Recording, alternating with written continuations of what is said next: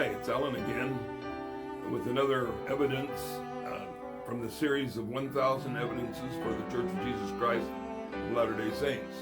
These, again, are based on my compilation of 1,000 evidences.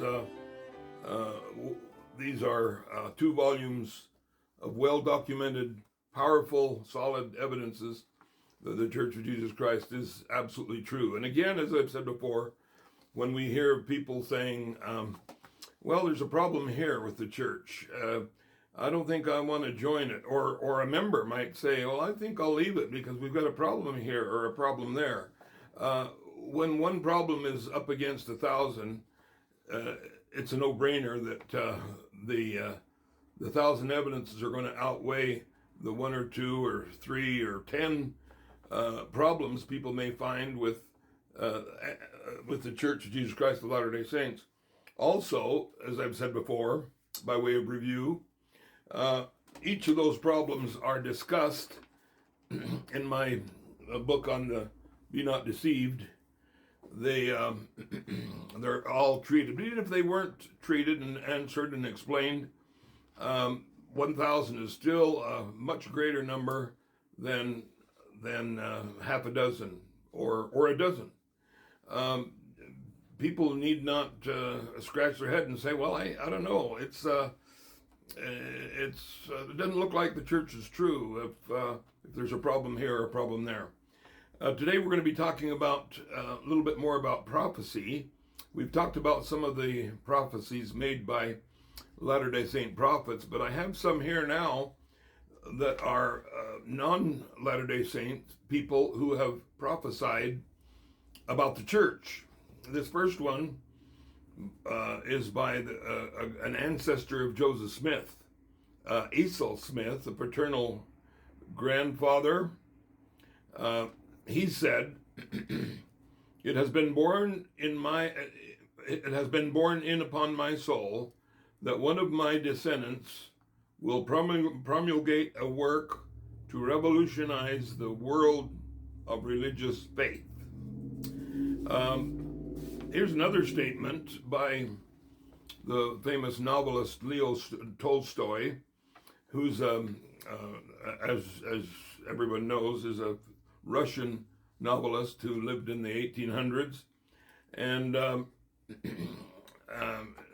there was a gentleman by the name of Andrew D. White.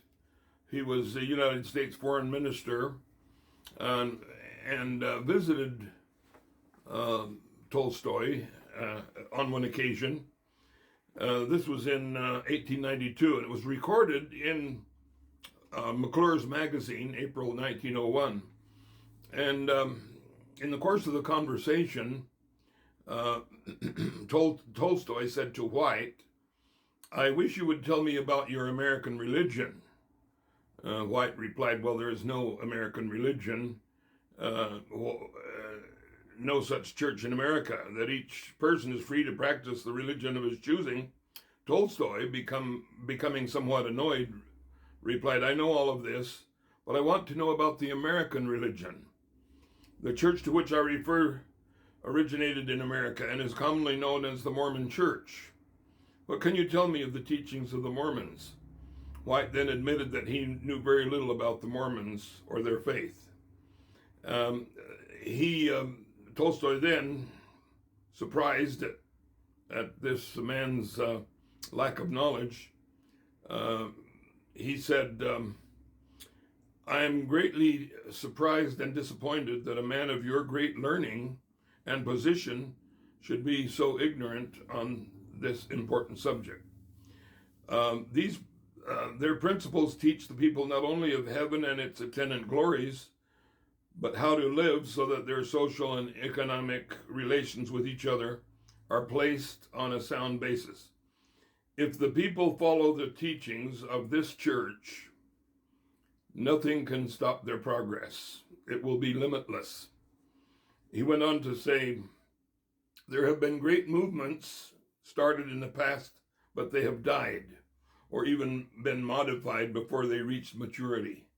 If Mormonism is able to endure unmodified, until it reaches the third and fourth generations, it is destined to become the greatest power the world has ever known.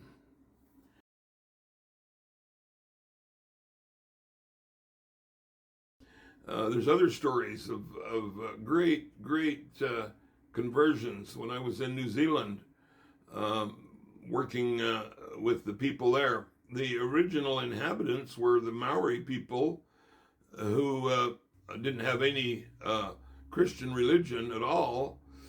There were other religions that were coming over in the 1800s to try to convince them to be civilized and to join the church. And some of the chieftains called their people together. We have record of about 5 of these tohungas who said, called their people together and says, these churches aren't true. The true church will come in a few years. Some of you will live to see them coming 2 by 2, and they will have a history of our people, and they being descendants, which they believed came from the lands of the East, which would be the Americas. And after a few years, after the first missionaries of the church came over to New Zealand, and so many of the Maori people joined that for many years the church in New Zealand was thought of as a Maori church, because so many members were Maori, and so many of the Maoris were members. But and we noticed that in the time I spent in the islands of Tonga, a great percentage of people there have joined the church. Some say 50%, some say 60% of the island, because it fits in with their own legends and histories. I've been able to talk to people from many different countries who say that the gospel appeals to them. It feels right. It's logical. It's reasonable. It fits in with the scriptures, and it's made their lives rich in happiness and well-being. Thanks for watching. See you next time.